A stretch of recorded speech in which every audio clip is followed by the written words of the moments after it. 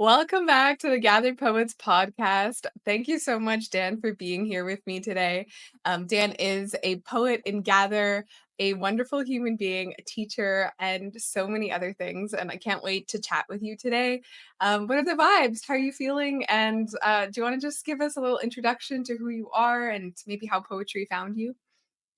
Yeah, first of all, like I just said, it's so lovely to be here, and it's so lovely to get to speak to you, Maria. I've been a massive fan since I found your poetry at first, and you've been a great inspiration. So it's really, really cool to just be able to talk to you and to be on this podcast. So yeah, my name is Daniel. I go by Dan or DM. Funny enough, but there's like a whole backstory to that one as well. Um, but yeah, I am a teacher from South Africa. Teaching is my day job, but poetry kind of found me somewhere, I think just like around COVID, really where I got into it. I used to write short stories and just sort of dabble in writing in general, really, and always knew that it was a good outlet for me. And going into like my studies of doing English lit, um, it was definitely something that I've always been interested in. And then I really sort of just found my footing in it and got even more passionate about it during COVID time. And platforms like Gather and Campfire Poets, which happened what feels like forever ago, really just helped me establish who I am as a poet and as a writer. And yeah, that's what I've been doing ever since. So yeah, teacher by day, poet by night as an insomniac a little bit. So yeah, that's me. Um, Anything else about me? It's like I feel like I'm weirdly multifaceted, jack of trades, master of none. And I think that's most poets, to be honest. Like we dabble in a little bit of everything. So yeah, I'm excited to share all of that with you. Hmm. That's so interesting. I want to hear more about your relationship, like what the relationship between teaching and writing is for you. Because interestingly enough, like so many of my poet friends are also teachers, and I find that it's a common pairing. I, Actually, from all of the time I had in Gather, the two most common occupations in Gather for poets are teacher and therapist. So Yeah. I'm I'm curious how your day-to-day teaching sort of informs your writing and if they're connected at all, or if one of them bolsters the other in any way. Yeah, definitely. I think there's such a integral part of these two sort of universes that I live in.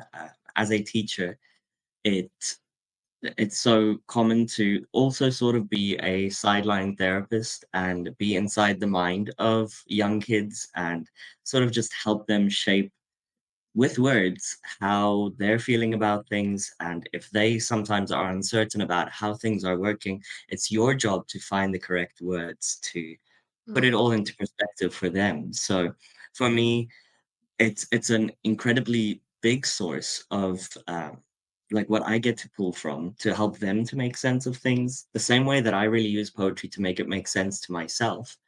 Um, they have all these big feelings, and most of the time, it's feelings that they've never got to feel before. And I found it really reassuring for them to help them to place it into the right box or the right compartment so that they don't feel like we all felt as kids at some point, either too weird or too strange or not quite fitting in a way.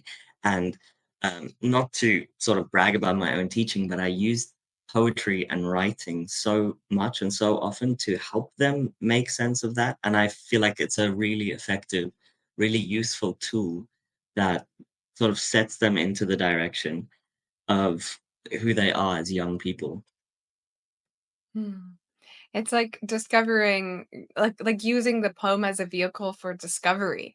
I think, one of my favorite quotes by Robert Frost, I can't speak today, is, "I have never written a poem." No, what is it? "I've never written a poem I did not discover," or something like that. I'm not quoting it correctly here, forgive me, but it's the idea that every poem is essentially a discovery, And I think using like poetry, especially when you're in a time of your life when you need to be discovering and when you're craving to discover, but maybe it can be scary to do that. Doing that through the lens of poetry, I think is so wonderful because it's that safe space that especially for a lot of kids, like myself included, there was no safe space to really explore that. So Yeah. through like a poem is I think so powerful and so wonderful. Is that also how you sort of discovered poetry, like in your early years? And was that also the mode of exploration that you kind of used? Yeah, I think, growing up, I initially started, like I said, sort of just writing stories and then figured that novels don't really fit in with the vibe that I'm going for, and then I sort of leaned into short story writing a little bit, and I did enjoy that, but then I found this beautiful, exciting challenge in trying to say as much as possible with as little as possible words, um, and I really found it exciting to really tap into the whole language aspect of it, of how can I say this in such a concise way that will really just sort of like punch someone in the face as best as possible so that they can feel that feeling or really just translate that emotion in a way that doesn't sort of mansplain things, if that makes sense. So, and to make it more universal, I guess, if if I don't say too much, then it's almost a little bit of a mystery that I leave there for somebody to pick up and be like, "Whoa, are they talking about me? Is that me?" So it's a really cool tool that sort of allows for so much depth and so much playroom to Mm, limit it into a poem rather than to explore in the larger parts of like novels that are so cool because it's like world building and everything. But this leaves the world building to the person reading it to put their world in there, which I really like about poetry. I think it's such a beautiful thing to do. I don't have to put anything out there for them to pick it up and make it make sense for them. And I love that. Oh, that gives me shivers just hearing you say that. And it requires a certain amount of trust, I think, too, with the reader. I remember we Yeah, were talking about like what the reader needs from you and what yeah, you need from the reader. And I think there is a relationship of trust there. Um, like trusting that your poem is enough to hold someone else's world is scary. It's like it's not something that I think it can be exciting as well, but I think at early, especially a poem that is very maybe perhaps intimate and close to your heart, to let it go out into the world yeah, is so nerve wracking. But I think when you do, it can feel liberating and it can feel like there's a shared connection there too with the reader, and that's, like, really, really special when you think about it that somebody out there can pick up your poem and sort of claim it half as their own in a way. You're, like, sharing yeah. the poem now. It's like co-ownership of the poem, perhaps. Absolutely, and I think that's, like, the beauty of poetry and writing is this shared human experience that we have, and I think growing up in a small town community and, in a very sort of Afrikaans culture being very sort of harsh and we don't talk about our emotions, we don't talk about our feelings, it's very internalized in many ways, and the idea of poetry was for me this cathartic experience of okay, I'm feeling these feelings, I'm just gonna put them out there and to have someone else pick it up and be like, you know what, I feel this too, or I'm in a similar boat, or this makes sense to me, didn't make me feel quite as much as an outcast as I used to, which I think is an amazing feeling. And to take that back to teaching is such a effective tool and such a amazing thing for me to implement into my classroom and to see that trust being built in just the quality of a poem. At the beginning of a year, you'd have a class that starts with you and they would write something really basic and it's really sort of locked off and then closer towards the end of the year, you can really see as we write more and more and more that they're starting to break through those walls. And I think that's such a cool thing to be able to do.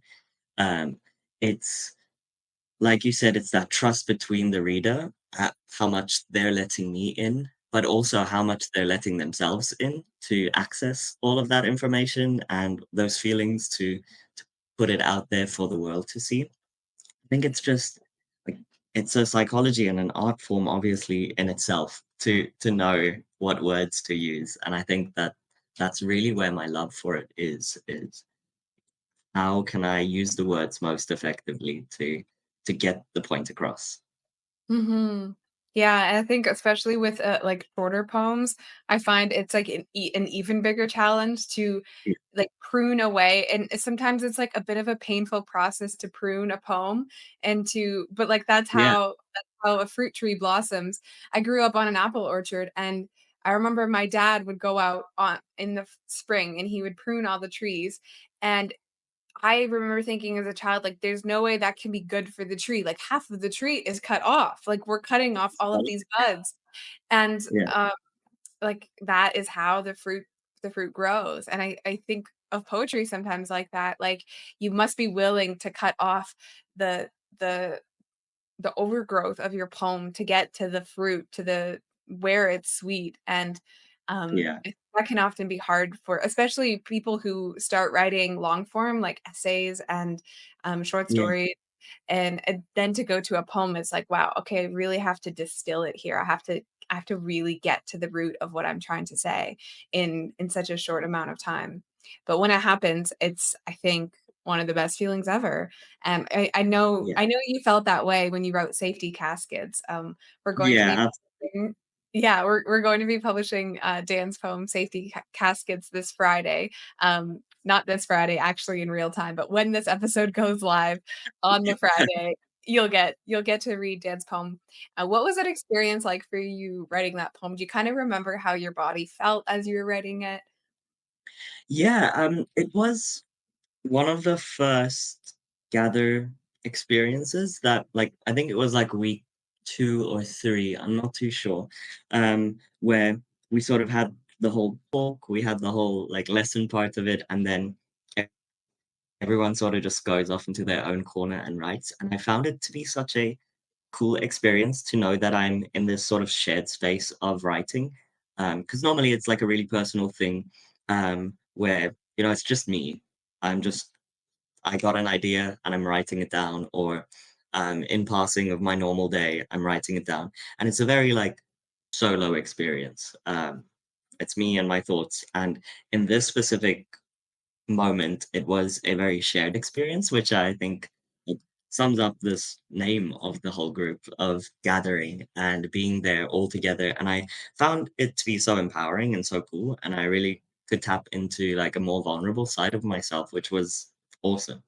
Um, but yeah, it was a heavy poem to write. And I think lately, like a lot of my poems are like winding to the more heavier side of my life and my past and everything like that. So it was quite a difficult one to put onto paper. And I initially stopped myself from saying a few things or writing a line and then immediately backtracking. And I'm like, no, don't filter it. And I think if you stop yourself at those points and you want to sort of make it pretty or you want to make it something that might not sit well with the reader, then you're also not letting them in, which takes us back to what we said earlier again.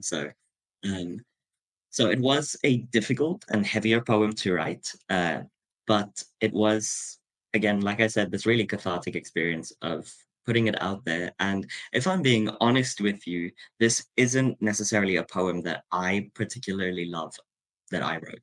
Like, I don't really feel that this is something that is so cool. But obviously you like it, and I've read it to the group, and I've heard such good feedback about it, and that's just so cool for me. That you know, maybe because this is like an uglier side of my life or an uglier side of how I feel, which I don't feel is something that I want to talk about or want to necessarily always put out there. But to have it received so well is kind of the healing process of it all, which I think is so cool. So Mhm. thank you for that. Yeah. Well, I wanna say thank you for trusting yourself to write it. I think you've nailed exactly why it is resonating with so many people and why it will continue to resonate with so many people. And it's because in the moments when you perhaps felt like you wanted to maybe censor and you resisted the urge to censor yourself and you really let yourself into the poem. I think maybe when the poet is trusting themselves, maybe the reader can feel that and then the reader can in turn trust the poet. It's almost like a child can learn to trust themselves when they see an adult who trusts themselves. And so I think maybe, Yeah, without the power dynamic, of course, but I think maybe that's why it resonated with me so much. I remember reading it the first time when you shared it in the portal, and it just really stuck with me. And you're right, it's not a pretty poem, but I think that poems don't necessarily need to be to resonate. Maybe they need to be yeah, written from something deeper in the belly, in the bones, um, and that you really never know exactly what's going to resonate with other people. It's always a surprise. I feel like the poems that yeah, you the ones you least expect to resonate with other folks really do, and that's I think kind of the beauty of writing. It's a surprise, and all one can do is trust oneself to write what we need to write, and then let it yeah. go, fly off into the world, and pray and hope that someone receives it well, right?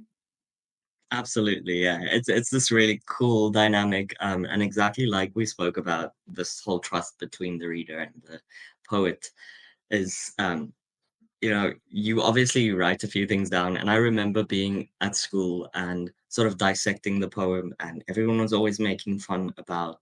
I don't know why it stuck with me, but we were always talking about if the poet said the curtains are purple, does it really mean the curtains are purple? And then like the teacher was always sort of like overemphasizing these things that could mean so much else. And I remember a few people in class just sort of scoffing and being like, oh, it's just purple curtains. But obviously there's so much depth to the word choices that you put into something or the sort of flow that you have in your poem. And I'm so glad you picked up in this particular poem, the sounds that I used. And that's so cool to sort of put it in there and then have people pick these details up or like to see that they're there. And I think that's so cool to know that that was the process in my brain. And then someone's like, oh, yeah, I saw you did that. I think that's just really amazing. And that brings us all together more as a community, which I just love. Mhm. Yeah, I think, like, paying attention with like, a close care is a certain kind of love language for poets, and I think that's why it's important for poets to find each other because, unfortunately, the people in my life, like, the people that I've known for years, my family and most of my friends are not poets, and they can tell me, "I love your poem," but they can't really notice, like, "Oh, I love that Yeah, metaphor and how you did that, and that line break was so lovely."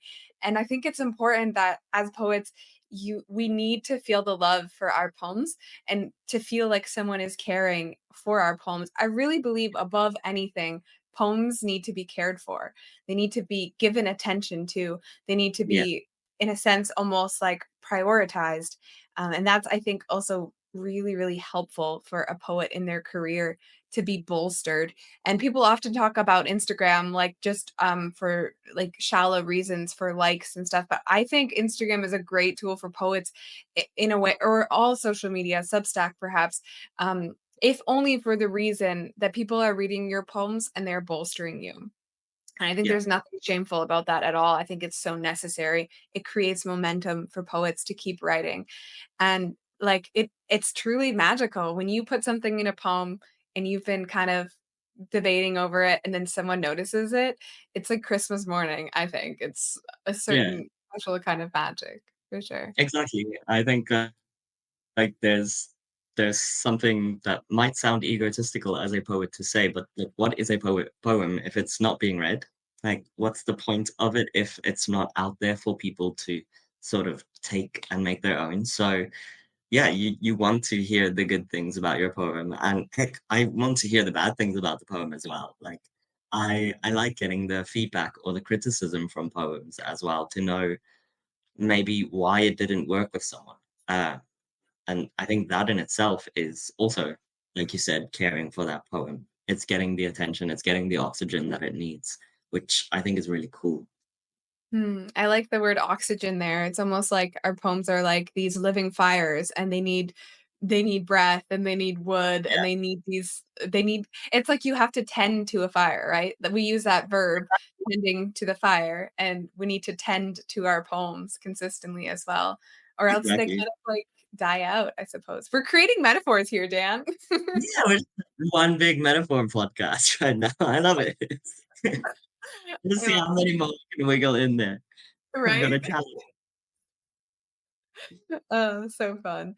Um, I have to say, I love talking about what we love about poetry and what poetry does for us. Something that I've been thinking about recently is a quote that I saw from a poet in the Paris Review, and they were saying that. In classic me, I don't know the poet. I'm so sorry. I need to remember these poets' names for the quotes before I speak about them. But I will. I will put it in the caption in the podcast for anyone that's interested. But this poet was saying that for any writing to be good, it must scare you. And I've been thinking a lot about whether I agree with that or I disagree with it or what point I think the poet was trying to make. But I'm curious to hear what your thoughts are on that and maybe what scares you about your poetry.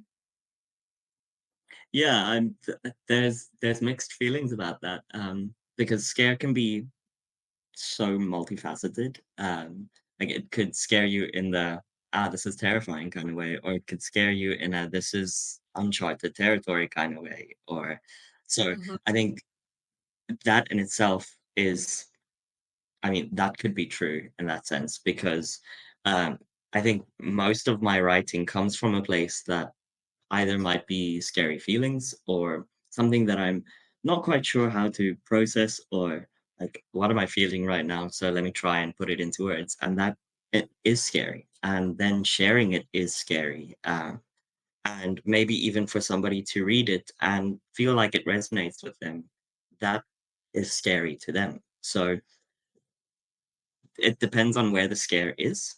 And mhm. I guess it could be this whole big waiting for the jump scare to happen. Is it the poet? Is it the poem? Is it the reader? So I think that there's a lot to unpack about that statement. Mm. And it depends on what they meant by scare, I guess.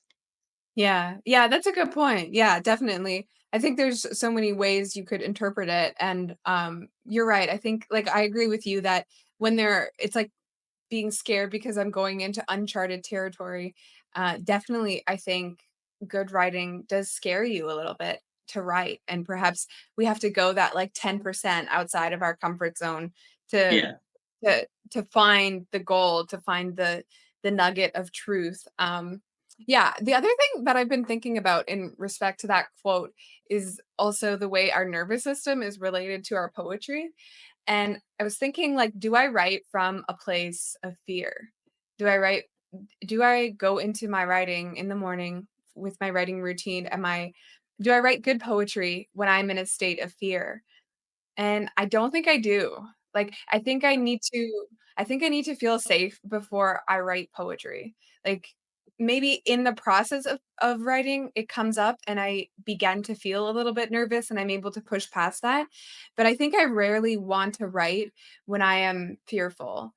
So yeah, I don't think that's what the poet meant by that, but it's just something I've been thinking about, like how our body responds to fear and if that makes us feel safe to create.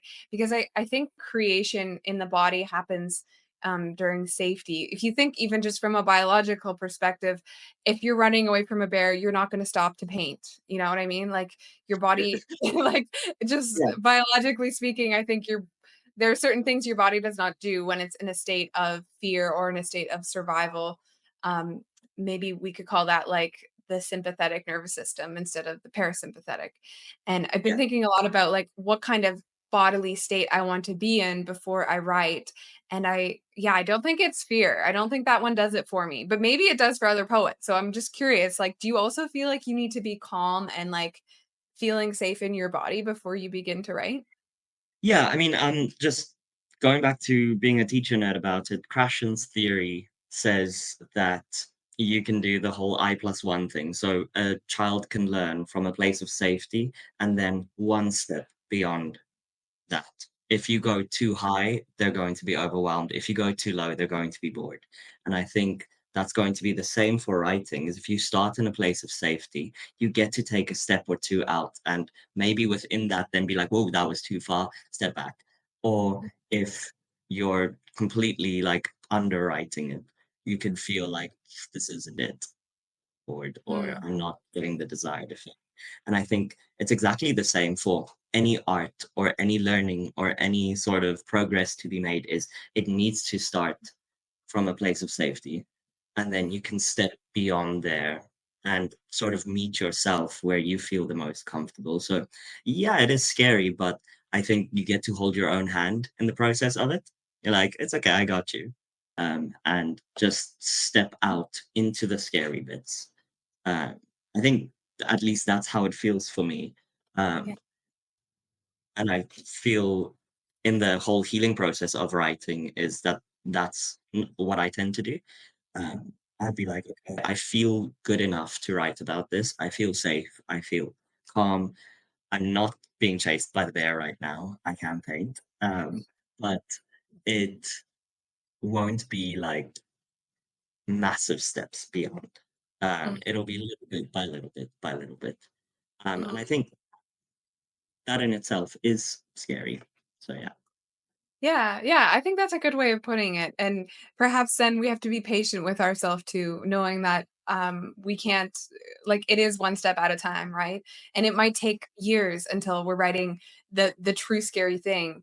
I think about there's some things in my life like, many years ago, I lost one of my best friends. Our friendship ended in a very tragic way, and I have never written about it. I have tried. I one time even many years ago, not many years ago, last year, during Gather, I created a Gather lesson about friendships ending, and gave the prompt for everyone to write it because it was subconsciously my way of trying to write about it. Mm, And I tried to trick myself into it, and I was like, "Nope, I can't do it." nope.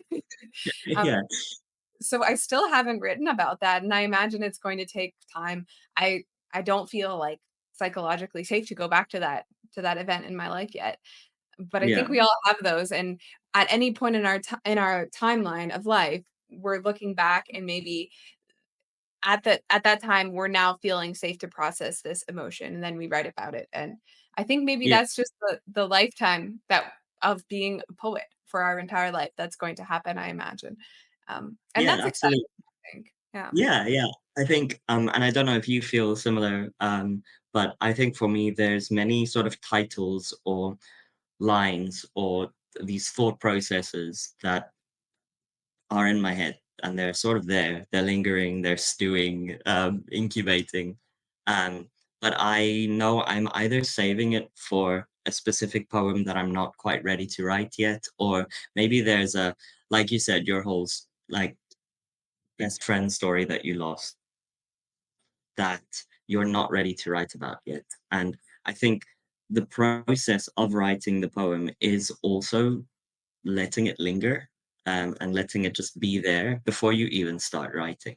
Just until you get to that point where it's safe enough to write about it, or where you feel like you've processed enough. Otherwise, what are you going to write about if you're too scared? I can't imagine thinking that I'm fearing for my life or I'm not feeling safe. So let me pull out my notebook and write. It's just not something that makes sense in a fight or flight situation. It's Yeah, not gonna. 100%, yeah. So, I like the idea of the so process sorry, Dan, I'm interrupting you, go ahead. no, no, no. I'm all good. I was just saying that I like the idea of the process of the poem being like the lead up. It's almost like in cooking when you do your mise en place and you're putting Yeah. all of the things on the table. You haven't started cooking yet, but maybe your mise en place for a poem is 2, 3 years of putting all of the things on the table, and then you can sit down and write, you know? I think And so. Yeah. that yeah, like, that process is just as important as the actual cooking. I mean, Yeah. I'm not French trained, but I think that's what they teach you in, like, French culinary school. Maybe that's what happens. Yeah. Yeah. That's. I think it's a really good metaphor again that you put out there. Is It's exactly that, and for me, I've tried multiple times with so many different type of topics that I know I want to write about it, and then I start, and then I'm like a couple of lines in, I'm like, not ready yet, or it's not there yet, and then I just leave it. I've had poems in my notes or in my drafts for years now that just haven't become anything yet. But I'm really excited for that feeling of like maybe one day when I'm 50, I'm gonna be done with this poem. And I think that that's the really cool thing about being an artist as well. If I can call myself that, I think you get to call yourself an artist, um, is the process of it. And knowing that it doesn't ever really have to be finished for it to be the process of it all. Um, and I love that. And maybe one day, when um, like 50 years down the line, when my grandkids discover my stash of poems and they'll see my half finished poem, they'll be the one who finishes it one day. And Mhm. I think that that's really cool. So yeah, Mm. Oh, that's so heartwarming to think about. Oh, I'm just imagining like my grandkids like opening my chest of books, my journals and my diaries and just like, oh my goodness, it's the image of that is so powerful. uh, Many years ago, when I started writing poetry, someone asked me why I write poetry. And I remember coming up with this on the spot. It wasn't something I had consciously thought of, it just came to me. And I remember saying that I write poetry to be immortal, to cheat death, and yeah, that thought has never really left my mind, and whether it's a selfish thought or not, I think of the fact that they say, like, within 2 generations, no one remembers your name, like, your great-great-grandkids won't remember your name, and I always thought that that's the most heartbreaking, tragic fact of life, that we just die and we no one will remember us when we die, and maybe it's, like, nihilistic to think that way, but it's true, and thinking that maybe my poetry could outlive me is maybe my way of trying to stay a little bit alive a little bit longer than I yeah. normally would be able to. No, Yeah. it's exactly that, and I think there's something so beautiful in that. And no, I've never been somebody who's like terrified of the whole concept of death or whatever. I write about it so much. Um, but I think that it's really cool just to think my friend printed out one of my poems and he has it framed in his house, and like, that's so cool. Somewhere in Finland, he's got one of my poems up on a wall, and um, that might not mean anything just yet. But maybe one day along the line, someone else will find it at a garage sale and they'll like it and they'll just put it up. And my name might not be that significant, but those feelings that I put out there into the world that resonates with somebody at some point, like, that's really cool. And I think that is sort of an immortal feeling in itself, uh, is that I helped someone make it make sense.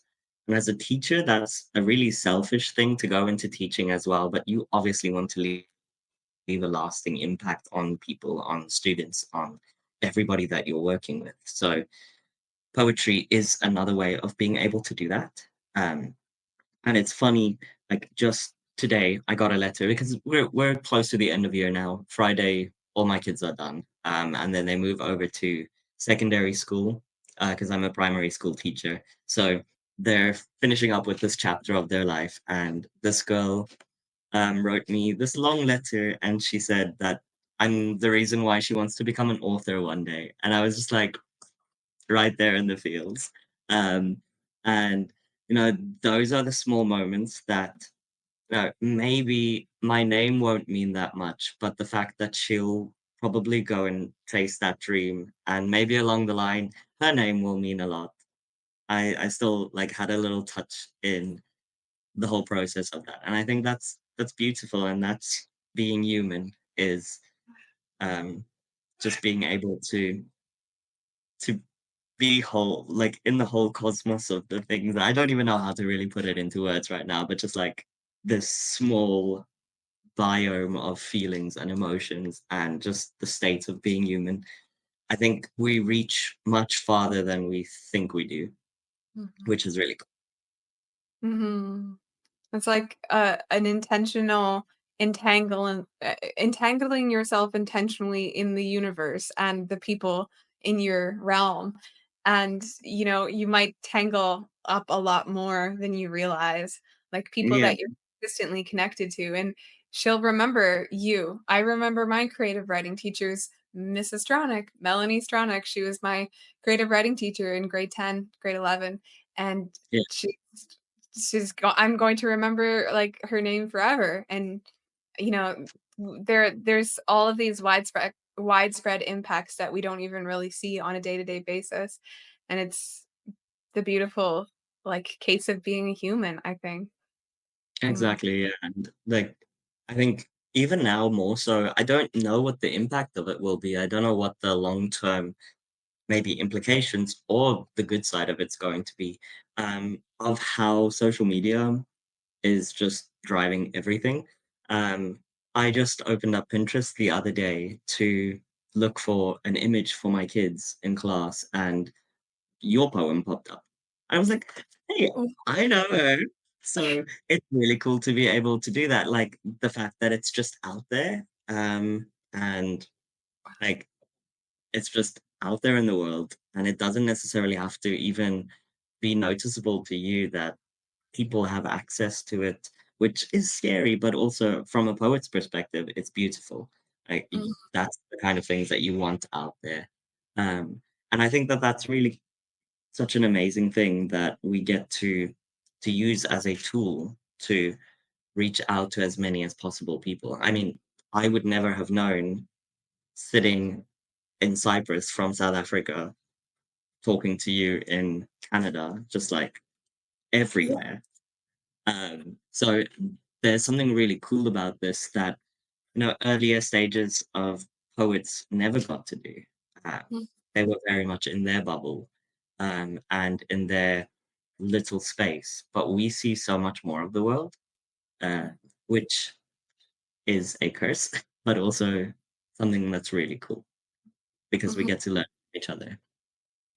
Yeah, I think you're so right, like, there definitely are aspects of it that are hard, but I think at the same time, like, yeah, there's no generation really before us that has been able to, in real time, with real connection, via video, like, talk to other poets across the world. You'd have to get on your boat for, like, a month and cross the ocean to get to, Exactly.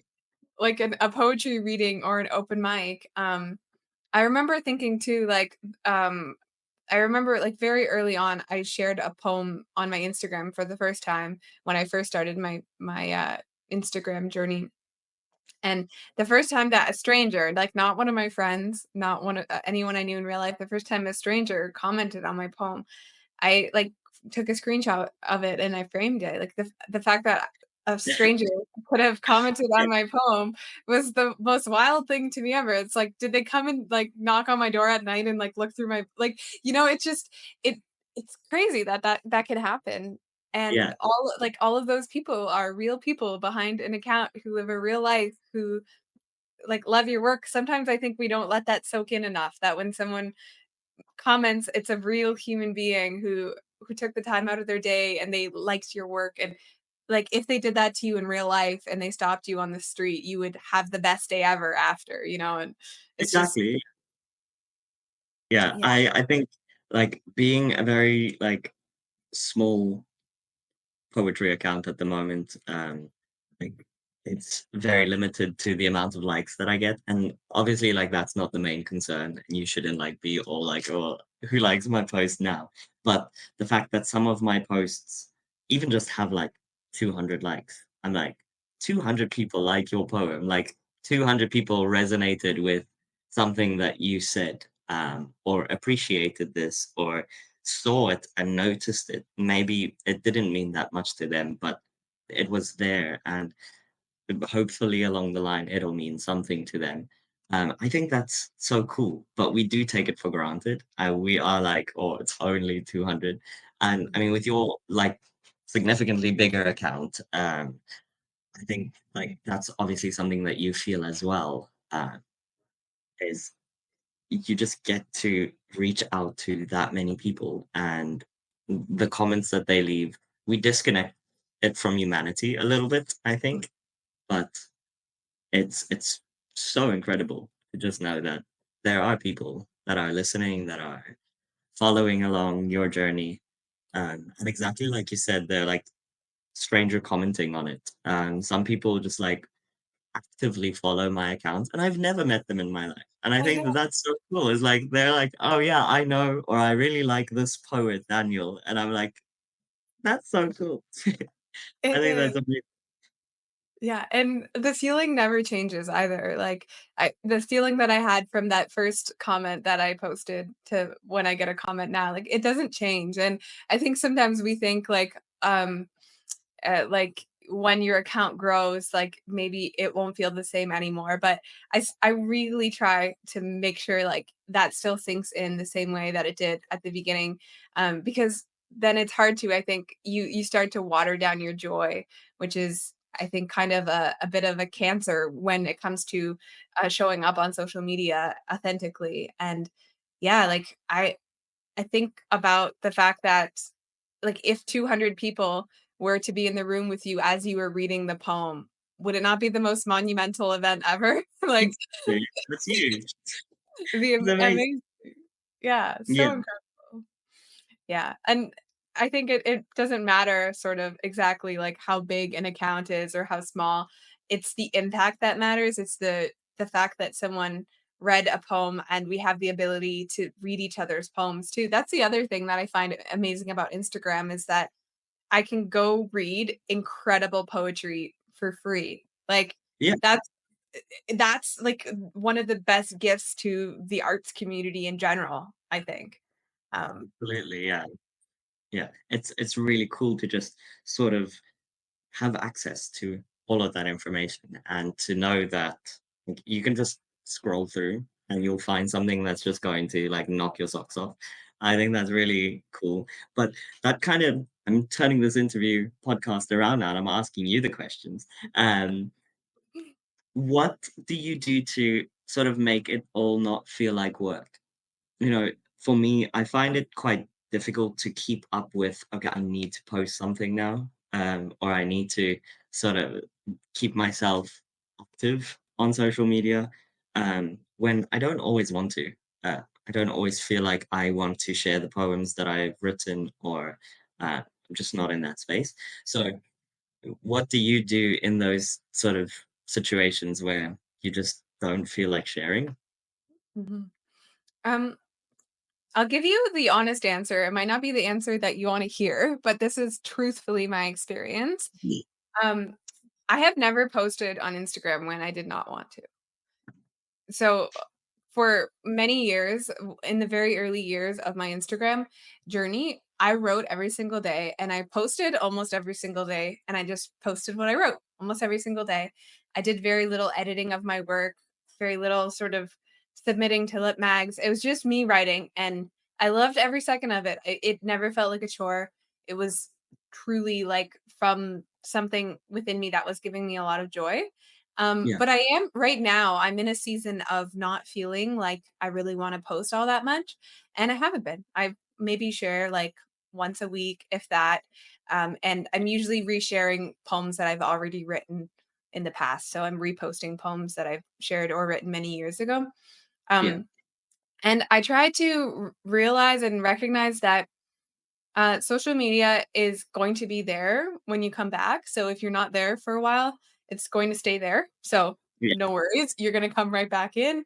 Um, I don't really think about seducing the algorithm, so to speak, because I've seen it over the past 5 years, and I know that it goes up and down and up and down, and it's never about people's work. It's always about what Meta is trying to do. So yeah, I try to remember, like, oh, if things aren't feeling like they're doing well, whatever that means right now. It's just a ebb, it's a flow. Things will come and they will go. I try not to make it like the be all and end all of the feelings of like the worth of my poetry. And yeah, then yeah, yeah, I would say like if you don't want to do it, don't do it because the worst thing that can happen for your poetry um practice and your poetry career in my opinion is to start associating feelings of resentment with writing. So if yeah, those two are starting to become associated, then that can kill a writing practice in my opinion. yeah, Um So yeah, I don't have really any other advice except for if you don't feel like it, I wouldn't do it. And then when you do feel like it, do it. If you don't Yeah. feel like it, like I don't know, like maybe that's like a No, very yeah. oversimplified answer, but yeah. No, that's exactly like what I was hoping to hear, to be honest, because I think there are these stages, and I've actually noticed that it's very like cyclical with um seasons. The beginning of summer, I never really like at this time, I have difficulty writing. Like I have all these ideas that are sort of just like getting there. And then by the end of summer, I know I'm going to like have a ton to write about again because that's like always when I want to write. I've got so many titles or so many poems that are either titled or referencing towards August and September. Like that's really like my moment. And then again, like closer to January. So it's like very much this cycle of when I have a lot to say or a lot to write, or when my feelings are like the most compounded, I guess. Um, but yeah, like at this point, sometimes feel I need to force myself to write. And that's very much never something that I want to do. So to know that other people feel similar and know they don't have to sort of force it when it's not there. Otherwise, it just becomes not as authentic as I want it to be. Mhm. And it's not fun. Like, that's the thing, like, writing should be fun, right? And it's not fun to force yourself to have to write. I think you can pick up pieces of a writing practice that are fun. Like, sometimes I was chatting with Sue this morning, and we were talking about things you can do that are, like, not writing, but still kind of fulfill a writing practice, and you can make lists of words you really like. Like, I think that's a fun Yeah, one I like to do. Like, when I see, someone use a word I really like, I will try to, like, collect it and then create a collection of words. So instead of actually writing a poem, I'm just creating the ammo that I'm gonna use in my future poems. And like you said, like, sounds live your lovely. life. Like, have your hot girl summer so you have something to write about, right? Yeah. Exactly, yeah. So yeah, that's really cool. And I think that that's definitely like I'm gonna steal that piece of advice now. I'm sorry. And I'm going to start sort of stockpiling and collecting the ammo uh, as as we speak. And I think obviously like a massive part of that is also just reading, reading poetry in like finding inspiration and finding these words within the poems. Like that is something that I never get tired of doing, which is amazing. Mhm. Yeah, me too, actually. I'm going on vacation at the end of this week, and I have 5 books in my, that are going in my suitcase, and that's what I plan to do on my vacation is just to spend Yeah, time selfishly reading, like, just read for hours on end. I think it's like going back to the childlike joy that we had growing up reading and without responsibility. I remember, as a kid, you just didn't have anything to do, so you could just read for as long as you wanted to, and you didn't have to stop at any point in time. And I always find when I reconnect to that selfish childlike wonder within me, then that really fills up my ammunition, I guess, as well to want to write. Because, like we said, we write from a place of safety, from a place of joy, and I think as children, we often have that wonder, like, safety about us that very much is a state that we can write from, I think. It's like trying to yeah, access those things in certain ways. yeah, absolutely. So, yeah, I think, um, it's very much in the like you said, hot girl reading summer, I guess, is Mhm. what's laying and then you just go from there, which I really like, and I appreciate that you shared that with me, so thank you. Yeah. Well, I just really appreciate chatting with you, Dan. This has been so fun. I feel like I have so many nuggets of wisdom and so much joy that you bring to our writing table and just to the writing poetry community, whatever we want to call ourselves, the greater community, I suppose. It's just always a pleasure to chat with you, Dan, and to hear about your life and how your writing integrates into your teaching and even the way you think about life. I think you have a very poetic way of living, which is admirable. And I'm sure folks listening will have a lot to pull from that. So thank you. Thank you so much. It's been such a cool, like, honor and such a cool experience to be able to do this. And I'm just really happy to be able to share all of this with you guys and also learn so much from everybody that I've been able to spend time with and gather, um, and sort of this community, like you say. So it's really been an absolute pleasure, and I just want to like thank you because I think whether you did it intentionally or just sort of as something that you wanted to do, you created something truly beautiful. And I think that that's just something that will live on as a legacy of yours forever. So just thank you for that. Thank you for creating the space for us to be able to do this in a safe way. Thank you. Mm. That's like the kindest thing anyone's ever said to me. Thank you so much, Dan. Oh, I really appreciate that. Of course. Of For course. folks that are listening at home today and they might want to connect with your poetry, where's the best place that they can find you online, Dan? For now, no, I feel like an old man at the moment. I'm trying to figure out how Substack works. I'm really bad at it. So I'm getting that sorted, I promise. But for now, you can find me on Instagram, on my poetry account, which is Life and Times. I mean, no, that's my personal account. Ignore that. Or follow me there. That's fine too. Life and Poetry of Dan. So yeah, you can find me there, and that's mainly where I post most of my things. I'm still trying to figure out the like how I want to put my things out there. Uh, but yeah, like if you want to be in the very early stages of me figuring that out, you can follow me there and you can see what my life is about. I appreciate that. Thank you. Yeah, of course. Well, this has been so lovely. For folks listening, we'll be back with another episode next week. Make sure to check out Dan's poem on Friday as well on our Gather Poets Instagram page, as well as our Gather Poets Substack, which we are very new to and figuring out as well. So, completely get you on that, Dan. Substack is a whole nother beast. Oh my gosh. Yeah, Yeah. it's something else. Well, thanks again, Dan, and chat Thank soon, you. everyone.